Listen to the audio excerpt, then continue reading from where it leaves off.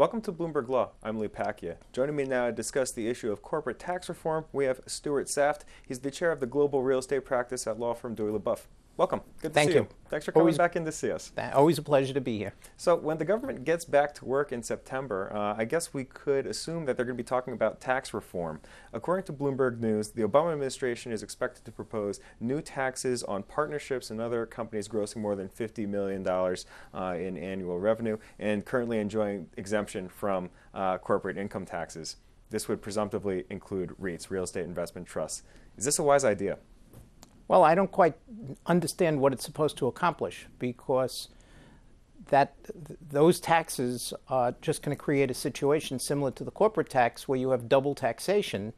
The income presently is passed through the entity to the individual owners. They get to spend it. So this is just going to take more money out of the economy and giving it to the government. That's not going to produce jobs, which is what the focus of this administration should be at the present time. Let's back up for a bit. What is a real estate investment trust? A real estate investment trust is a form of entity that was established under the Internal Revenue Code. And what it does is provides individuals with the ability to invest in large real estate transactions. The entity itself is required to distribute at least 90% of its income back to its unit owners or shareholders based upon how it's structured, and it's treated much like a partnership. It's a big part of the economy. They have a total market cap of something like over $450 billion. It's a large part of our national economy. It's a big part of the economy, and it's also one of the few areas that are left that are producing funds for the real estate industry in general. Properties that otherwise might go into default, creating problems for some of the banks, are being acquired or financed by the REITs. Other properties may have to close. You could lose large numbers of shopping centers and office buildings across the country. It's the money that the REITs are investing now that no one else is investing that's keeping the whole industry afloat. And they enjoy enormous tax benefits. Why is that? Why did they get those advantages? Well, because it's similar to a partnership.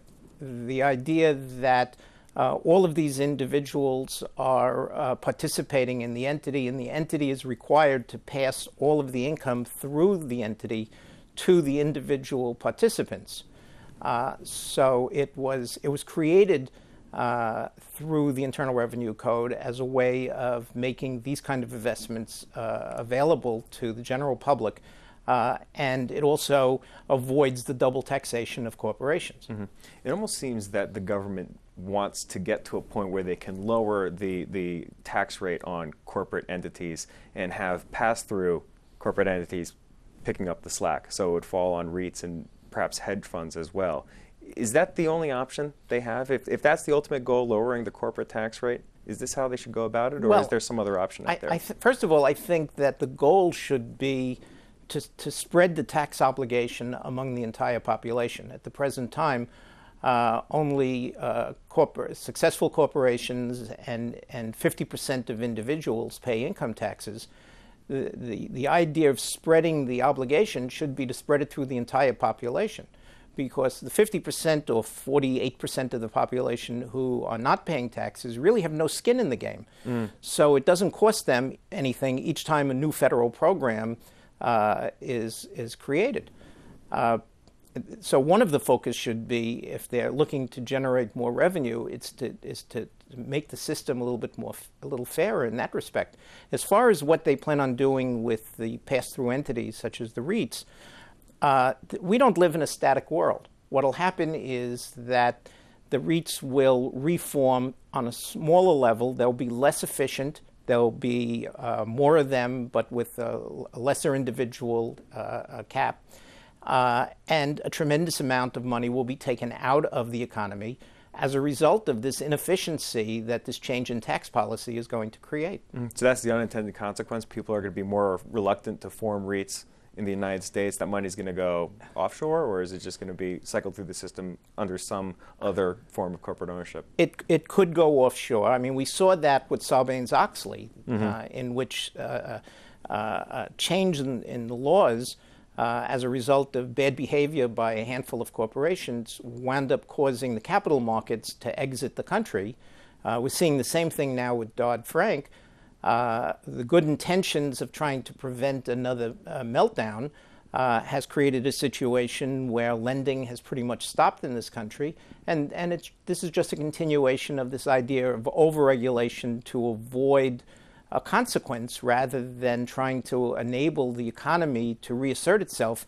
And then after you're beyond this period of difficulty, figure out what's necessary or what isn't necessary rather than just, in a sense, rush to judgment. Given the state of Congress these days, how feasible do you think it is that we can actually pass the tax reform bill?